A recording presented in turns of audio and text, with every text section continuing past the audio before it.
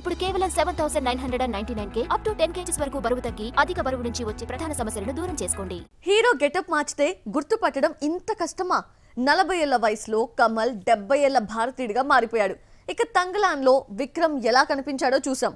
తెలుగులో ఓ young hero getup మార్చితే ఎలా ఉంటుందో చూసేద్దామా? గుర్తుపడతారేమో, ట్రై చేయండి. నితిన్ ను ఏజ్డ్ గెటప్ లో చూస్తుంటే చాలా మంది గుర్తుకొస్తున్నారు. హాలీవుడ్ సీనియర్ యాక్టర్ లా కనిపిస్తున్నాడు. రాబిన్ హుడ్ గా మారడానికి ఇలా మేకోవర్ అయ్యాడా అనిపిస్తోంది. భీష్మ తర్వాత నితిన్ వెంకీ కుడుమల కాంబోలో రూపొందుతున్న cinema robin hood. Sreeleela heroine. శరవేగంగా షూటింగ్ జరుపుకుంటున్న రాబిన్ హుడ్ డిసెంబర్ 20న థియేటర్స్ లోకి వస్తున్నాడు. రాబిన్ హుడ్ షూటింగ్ టైంలో తీసిన వీడియోను డైరెక్టర్ పోస్ట్ చేశాడు. నితిన్ కాస్త నీరసంగా ఓల్డ్ గెటప్ లో గుర్తుపట్టలేనంతగా మారిపోయాడు. ఫేస్ యాప్ తో ఇలా చేశారా? రాబిన్ హుడ్ గెటప్ కోసం ఇలా మారిపోయాడో తెలియాల్సి ఉంది. ఏదైనా ఈ ఒక్క వీడియో సినిమా గురించి మాట్లాడుకునేలా చేసింది. నితిన్ వరుస ఫ్లాప్లతో ఇబ్బంది పడుతున్నాడు. భీష్మ హిట్ తర్వాత వచ్చిన 5 సినిమాలు ఫ్లాప్ అయ్యాయి. ప్రస్తుతం రాబిన్ హుడ్ తో పాటు తమ్ముడు మూవీ చేస్తున్నాడు. ముందుగా డిసెంబర్ 20న రాబిన్ హుడ్ తో అదృష్టాన్ని పరీక్షించుకుంటున్నాడు నితిన్. కల్కి హిట్ తో డార్లింగ్ ఫ్యాన్స్ ఖుషీగా ఉన్నా దర్శకుడు మారుతికి మాత్రం భయం పట్టుకుంది. కల్కి తర్వాత మారుతి ప్రభాస్ మూవీ రాజాసాబ్ రిలీజ్ కావడంతో కావలసినంత హైప్ వస్తుంది. అనుకోకుండా వచ్చిన ఈ క్రేజ్ రాజాసాబ్ కి ఉపయోగపడుతున్నా డైరెక్టర్ ని వెంటాడుతున్నా ఆ భయం ఏంటో చూద్దామా? మారుతి కెరీర్ బస్ స్టాప్ ఈ రోజుల్లో వంటి లో బడ్జెట్ మూవీస్ తో మొదలైంది. ఆ తర్వాత నాని, శర్వానంద్, తేజుతో తీసిన భలే భలే మగాడివై, మహానుభావుడు, ప్రతిరోజు పండగేతో అదిరిపోయే హిట్స్ అందుకున్నాడు. అయితే సీనియర్ హీరో వెంకటేష్ తో తీసిన బాబు బంగారం మాత్రం నిరాశపరిచింది. దీంతో మరోసారి స్టార్స్ జోలికి వెళ్లని మారుతి కుర్ర హీరోలతో తీసిన మంచి రోజులొచ్చాయి పక్కా కమర్షియల్ ఫ్లాప్ అయ్యాయి. వరుస ఫ్లాపుల్లో ఉన్న మారుతి ఏకంగా పాన్ ఇండియా స్టార్ ప్రభాస్ ను డైరెక్ట్ చేసే ఛాన్స్ ని అందుకున్నాడు. రాజాసాబ్ సినిమా మొదలైన ఏడాది తర్వాత ఈ ప్రాజెక్ట్ ను అనౌన్స్ చేయగా 2 ఏళ్ల నుంచి సెట్స్ పైనే ఉంది. సలార్, కల్కికి ఇంపార్టెన్స్ ఇచ్చిన డార్లింగ్ ఖాళీగా ఉన్న టైంలో రాజాసాబ్లో నటిస్తూ వచ్చాడు. సినిమాను వచ్చే ఏడాది సంక్రాంతికి లేదంటే సమ్మర్లో రిలీజ్ చేసే ఛాన్స్ ఉంది. బాహుబలి 2 తర్వాత హిట్ లేని ప్రభాస్ సలార్, కల్కి వంటి అవుట్ అండ్ అవుట్ హిట్స్ తో ఫామ్ లోకి రావడమే కాకుండా టాప్ రేస్ లోకి వచ్చేశాడు. ఈ ఎఫెక్ట్ నెక్స్ట్ రిలీజ్ రాజాసాబ్ భారీ ఓపెనింగ్స్ కు ఉపయోగపడనుంది. ఇది మారుతికి ఒక రకంగా కలిసొచ్చినా హిట్ ఇవ్వకపోతే ఫ్యాన్స్ నుంచి ట్రోలింగ్ కు గురికాక తప్పదు. రాజాసాబ్ హిట్ అయితే హ్యాట్రిక్ హీరో అవుతాడు ప్రభాస్. 2002లో ఈశ్వర్ మూవీతో ఎంట్రీ ఇచ్చిన ప్రభాస్ 12 ఏళ్ల కెరీర్లో ఒకే ఒక్కసారి హ్యాట్రిక్ అందుకున్నాడు.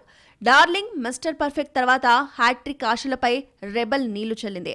అయితే మిర్చి హిట్ తర్వాత రాజమౌళి ఆశీస్సులతో బాహుబలి 2తో ఫస్ట్ టైం హ్యాట్రిక్ అందుకున్నాడు. ప్రభాస్ కెరీర్లో రెండో హ్యాట్రిక్ కొట్టే ఛాన్స్ మారుతి చేతుల్లోనే ఉంది.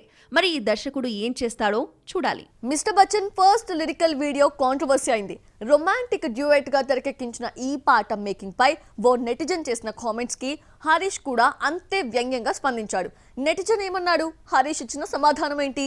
హరీష్ శంకర్ సినిమా ఏదో రకంగా కాంట్రవర్సీ కావాల్సిందే, లేదంటే అది హరీష్ సినిమా కాదేమో. వరుణ్ తేజ్ తో తీసిన సినిమాకు వాల్మీకి టైటిల్ పెడితే వాల్మీకి పేరును చెడగొట్టేలా టైటిల్ పెట్టారని ఒక వర్గం ఆందోళన చేస్తే టైటిల్ ను గద్దలకొండ గణేష్ గా మార్చారు.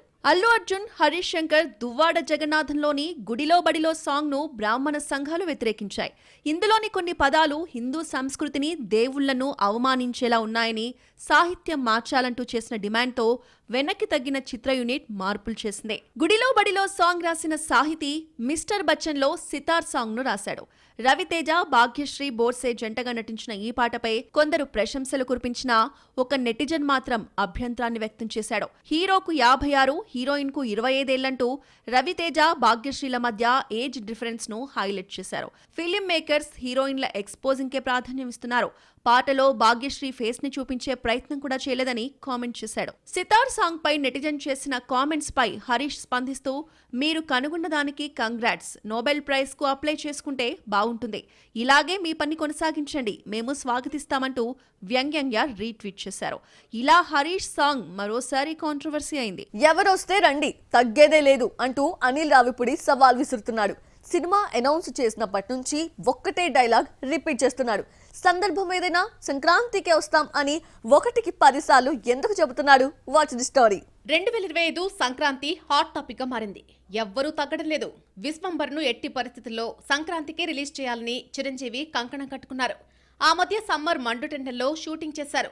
మెగాస్టార్ ఇలా వరుస డేట్స్ ఇవ్వడం చూస్తుంటే ఆల్రెడీ ప్రకటించిన జనవరి 10న రిలీజ్ ఖాయమనిపిస్తోంది.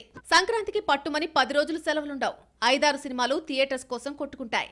ఈగిల్తో మిస్ అయిన ఈ సంక్రాంతిని 2025లో మిస్ కాకుండా జాగ్రత్త పడ్డాడు రవితేజ. రవితేజ 75వ సినిమా కూడా సంక్రాంతిని టార్గెట్ చేసింది. భాను భోగవరపు డైరెక్టర్ గా పరిచయం అవుతున్న ఈ సినిమా తెలంగాణ బ్యాక్ డ్రాప్ లో రూపొందుతోంది. ధమాకా తర్వాత రవితేజ, శ్రీలీల మరోసారి జతకడుతున్నారు. సంక్రాంతికి ఉన్న స్పేస్ తెలుగు హీరోలకే సరిపోవడం లేదనుకుంటే అజిత్ కూడా బరిలోకి దిగుతున్నాడు.